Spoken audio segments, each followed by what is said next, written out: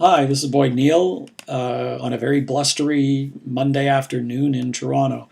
This is CDPR 114, Reputation Management, and I want to make a few comments on the discussion that took place in week 9, which is the Shell and Hudbay discussion on how corporations can act in very difficult conflict environments. Overall, it was a very good discussion that was had on the discussion board, and I hope you take away from the unit as a whole the difficulty that comes with trying to manage business in conflict environments. The issues are never as clear-cut as companies, and especially activists, try to say. Your job as a communicator is to try to bring some clarity publicly and a sense of responsibility internally into the discussions about conflicts in communities. It's obvious from both case studies that it's critical to know and respect the communities in which the company is working, and to build very close relationships with those communities if you are to protect your company from what happened in both the Ogoni and Ellis-Store communities. Shell has said, for example, that it would do things differently today entering the Nigerian community than it did years ago when it did. Companies certainly have to do a better job of explaining what they are doing in communities to benefit them and to get others to speak on their behalf when conflict arises, preferably community leaders themselves. But it's also critical, and I have to say this, it's also critical for us in looking at corporate behavior to look at all sides and to assess the integrity of the activists as much as we do question the integrity of companies. For example, Hudbay didn't own the mine in 2007 when the supposed gang rapes occurred. It had nothing to do with the mine, a fact that's frequently not included in the activist polemics, because to lump it together with the incident that did happen in 2009 makes Hudbay sound worse. So that fine distinction over the fact that it didn't own the mine when the supposed gang rapes happened is lost in the dialogue or narrative that has happened.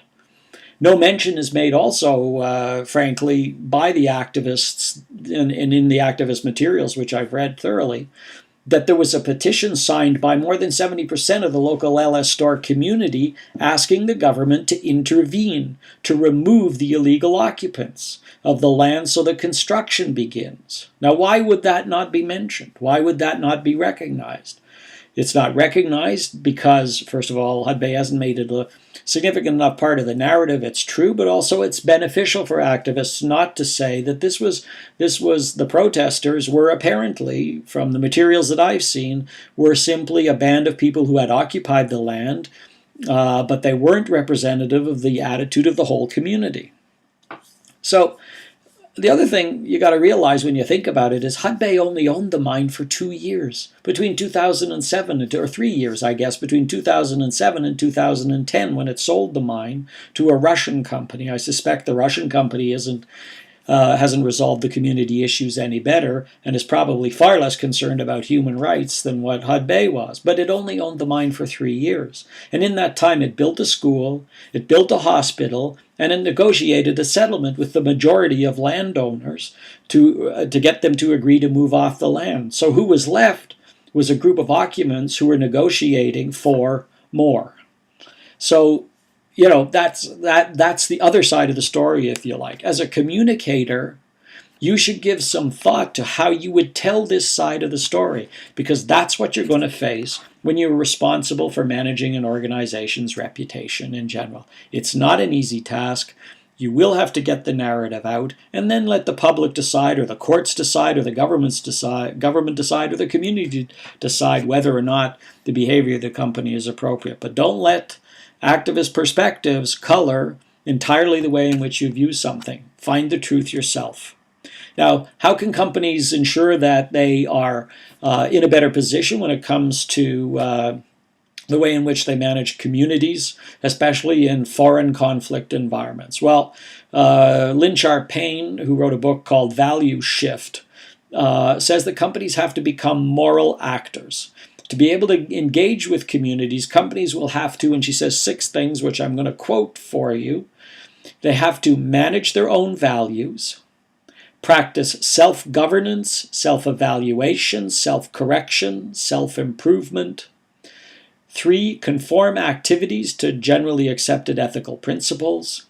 4, bring moral judgment to bear in planning and decision making. For example, should these companies have even entered these communities, given the nature of the conflict that was already going on there? And if they did enter these communities, how should they treat the communities based on the moral principles, if you like, that should guide the behavior of companies?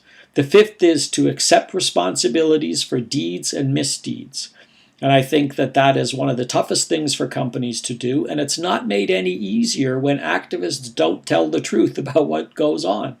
Not to say that companies are always good at admitting fault by any means, or that they don't commit misdeeds, but it becomes very difficult when a company is confronted with what they know to be untruths and try to figure out what narrative they will communicate that will help challenge those untruths, yet still admit what they've done right and wrong.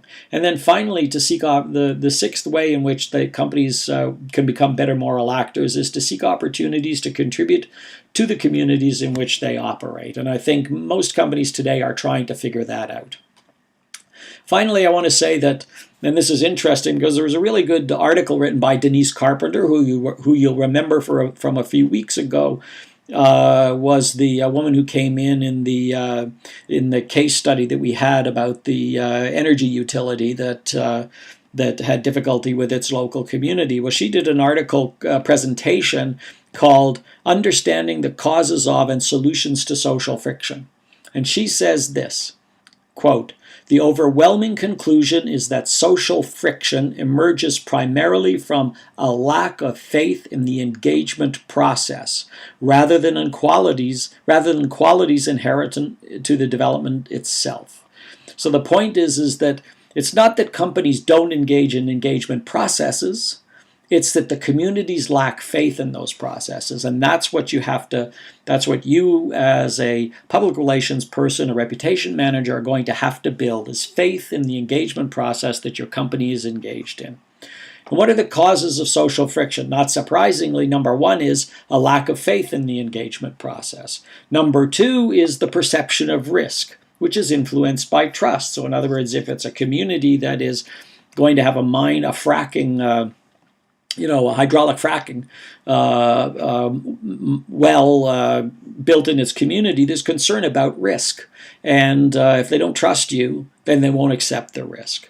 The 3rd is level of equity and fairness in how benefits and risks are distributed. And this is one of the big issues that companies face and that you will have to communicate.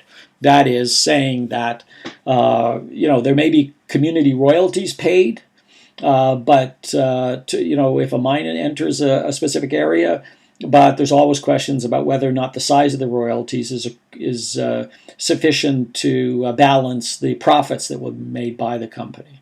The 4th is the characteristics of the facility or project, the dangers of it, that kind of thing.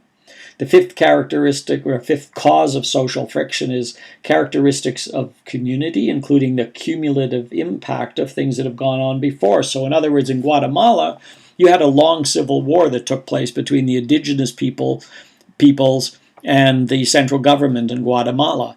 Inevitably, that's going to create tensions if you're working within an indigenous community. So, you've got to be aware of the friction that creates, and you've got to be prepared as a company to have a strategy to manage it. And then number 6 is the special impacts that flow from how well a proposal meshes with community values on environment, economy, and quality of life. You can't just come in and say, here's what we intend to do for you. You've got to go in and say, what is it that you would like us to do for you in order to improve the situation? So those are the causes of social friction, and I think I've identified some of the ways that companies have to think about how they can better protect themselves so that the situation that both Shell and Hudbay faced don't come to haunt you, and you find yourself as a reputation manager suddenly having to deal with a company that's being accused in the press, falsely or not, of having committed atrocities, when in fact perhaps they didn't. Perhaps the community, perhaps something else was going on. Nevertheless, part of your responsibility is going to be to find out the truth and to speak publicly about it and to be transparent. Thank you.